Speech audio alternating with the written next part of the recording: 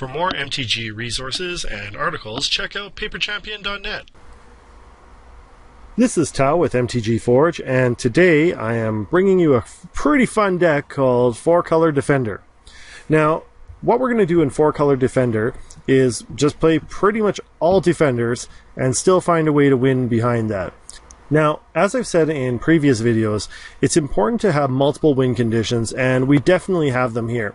Now, this deck has an infinite combo in it, so some people might not like that, but it's actually pretty sweet and actually fairly competitive. So anyways, here's the deck. I'll start with our win conditions. Now, our first win condition is Colossus of Akros.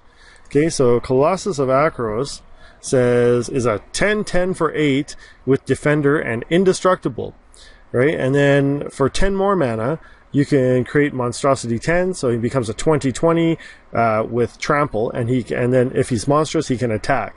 That's actually really cool flavor from Theros. So he's a giant statue that just stands there, but once he becomes monstrous, then he turns into this, a creature and can attack. It's actually pretty sweet. So once you're swinging for 20 with Trample at a time, your opponent's going to have a really tough time dealing with this. All right? Now, how are you going to get the mana for that? Well, keep that in mind. We'll talk about it in a bit. A second win condition is on Vent Sentinel.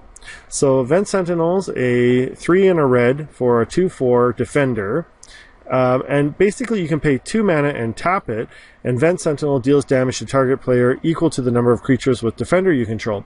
So if you can get one Vent Sentinel down, and a couple different creatures, you can be tapping and doing 4, 5, 6 damage per turn, which is pretty crazy, right? Our last win condition is a card called Banefire. Now, Banefire is X and red, so basically you can set the X cost. Banefire deals X damage to target creature or player. If X is 5 or more, Banefire can't be countered by spells or abilities, and that's really important. So we're almost always going to cast this for 5 or more, and so it's important that our opponent cannot counter it, and the damage can't be prevented. Right, so especially because it's a sorcery.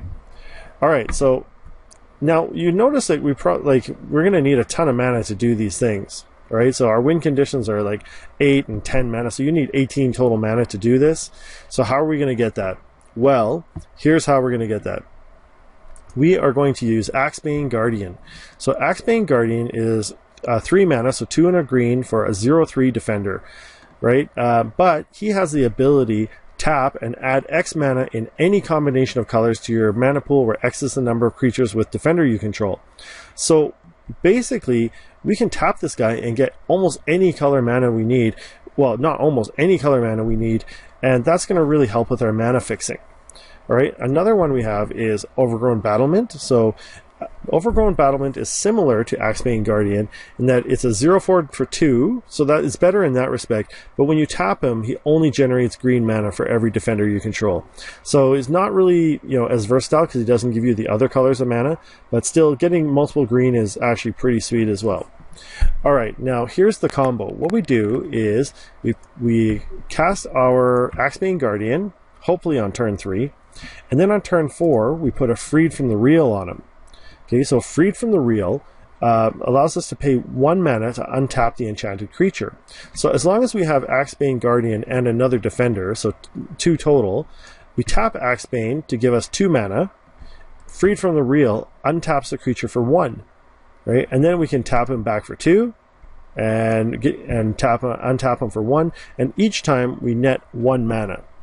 Right, so that's actually very slow, and many times we'll have 3, 4, 5 creatures onto the battlefield before we actually start going off like this, and that means that basically you can you can tap for 4 or 5 mana at a time net, and even more than that possibly. So the other one we have is Crab Umbra, and Crab Umbra does double duty. So Crab Umbra allows us to basically protect our creature from things like board wipes, like wrath effects, and destruction and stuff like that with its totem armor. It has a similar ability, so 2 and a blue, untap enchanted creature. So it's similar to Freed from the Real. It's actually the opposite mana cost. It's kind of funny is that Freed from the Real costs 2 and a blue, to put it on, but then only 1 mana to untap your creature. This one costs 1 mana to put it on, but then 3 mana to untap your creature. And you can still generate infinite mana with this, but you have to have 4 creatures onto the battlefield. Many times I just put this onto my creatures just as protection, and not necessarily for the untap ability. But it is possible to still use the Crab Umbra on the Axebane Guardian or Overgrown Battlement, as long as you have at least 4 defenders out. Alright, so the rest of the deck is 3 of Sylvan Caryatid. So that's a 2 mana, 1 in a green for a 0/3 with Defender and Hexproof. Hexproof is pretty important. And add 1 of any mana, any color mana to your mana pool. Alright, that's actually pretty important because it helps us to fix our mana again. You notice like most of this is like mana fixing. Okay, especially because we're playing 4 colors. Okay, we also have some Wall of Omens. So Wall of Omens is 2 mana for a 0/4 defender. When Wall of Omens enters the battlefield, draw a card. That's actually pretty important because we want to draw into our win conditions. So we want to get that Axebane Guardian, we want to get freed from the real, and so on and so forth. Okay, so Fogbank is a defender with flying, but prevent all combat damage that would be dealt to and by Fogbank.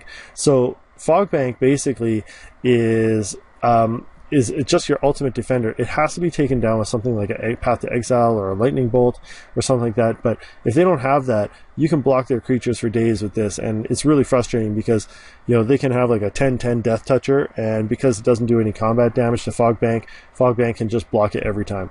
And it has flying too, so it can block flying creatures as well. Many people who've seen my other decks will know that I really like Fogbank. I'm a fan of this card, and I think that it's kind of underestimated. Alright, so that's the main cards, right? We also have 4 of Sphinx's Revelation. So in the late game, we can generate a whole ton of mana and gain X life and draw X cards. So you can do this for like 30 if you want, and just draw a whole ton of cards and find your win conditions. Alright, so Sphinx's Revelation is pretty good, and the high mana cost doesn't really matter. And that brings us kind of full circle to Banefire. So Banefire, again, if we have infinite mana, as long as one of those is red, right? So you don't, like for instance, if you have Overgrown Battlement with a Freed from the Real on it, and you happen to have a Sylvan Caryatid or one of our red sources, then basically you can get a Banefire on your opponent with almost an infinite amount. Right now, it's not that easy because you'll need blue mana to untap, but it is still possible, right, with just Overgrown Battlements. Anyways, mana, our land base is really kind of weird, right, because we're running 4 colors, so it's hard for us to be consistent, and I don't have any fetch lands in here, right? So surprisingly, though, we're pretty consistent with lands and mana. It's rare that I get screwed with this, and I think the reason why is because, like, for the curve that we have, we should be running like something like 28 lands or something like that. But because our Overgrown Battlement, Sylvan Caryatid, and Axebane Guardians count kind of as lands, then we can we're often using them to fix our mana. And so we never really have any problems with the mana. Like, sometimes you can get land screwed. That can happen to anybody, but this deck is actually pretty well situated, and I wouldn't change the lands for anything. Alright, so the lands are a 1 of Cinder Glade, okay, is a 1 of Copperline Gorge, so basically one's a slow land, one's a fast land. 3 of Forests, 3 Ghost Quarters, that's just for land destruction for your opponent, in case of like Tron or something like that, or Kessig Wolf runs or whatever. 3 Hallowed Fountains, 2 Hinterland Harbors, 2 Islands, 1 Plains, 4 Steam Vents, and 2 Sunpetal Groves. So it's like it looks like a hodgepodge of lands, but many of these lands, okay, so like Sunpetal Grove, for instance, comes in tapped unless you control a forest or a plains. Same thing with Hinterland Harbor, okay, unless you control a forest or an island. Okay, but Hallowed Fountain is a plains and an island, and Steam Vents is an island and a mountain, right? So, and I believe, Cinder Glade is also a mountain and a forest, right? So, like, basically, these lands, they're never coming in tapped, or rarely.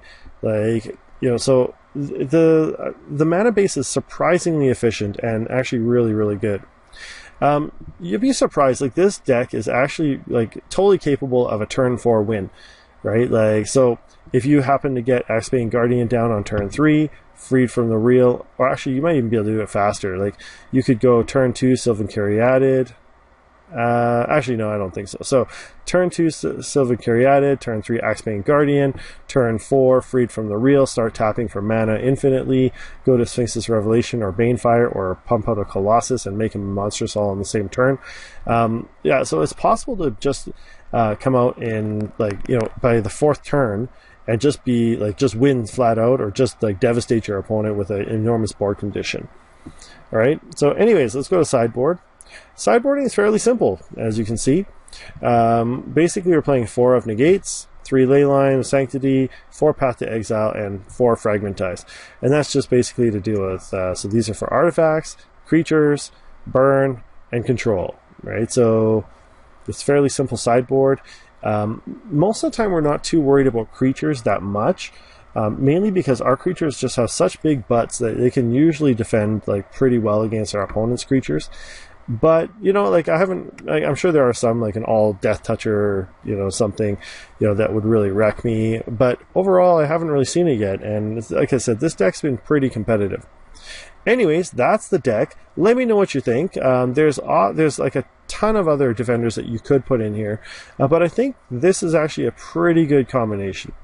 Anyways, if you do have suggestions, please throw them in the comment box. If you do love these videos, please like and subscribe. It really does help. And thanks for watching. I'll see you next time. It's that time again for a random card review. Let's click on a random card and see what we get. A forest. Well, forests are good for producing green mana. Thanks. Just kidding. We'll move to another card. Assembled Alphas. Alright, so this is an Eldritch Moon card. Whenever Assembled Alphas blocks or becomes blocked by a creature, Assembled Alphas deals 3 damage to that creature and 3 damage to creature's controller. That's actually pretty sweet, but it's a 5/5 for 6. It's actually pretty good, but a little bit slow. I would say it's definitely playable, in Limited. I don't think I would play it in Modern, but definitely in Standard it would be good, depending on if you had the right support for it, as with any card, really. This would go well with, you know, some of the Wolf Tribal cards, I think. I would probably pick it. I don't know if I agree with the 5-star rating, but probably 4.5, maybe. Maybe 5 is actually pretty good. Because it means that you can only be blocked by things with 3, like more than 3 toughness. And also you're doing 3 damage to your opponent every time, too, so I don't know. I think this card could wreck your opponent pretty well. Anyways, that's my review of Assembled Alphas. If you disagree with me or whatever, please throw it into the comments. If you do like my videos, like and subscribe. Thanks for watching. See you next time.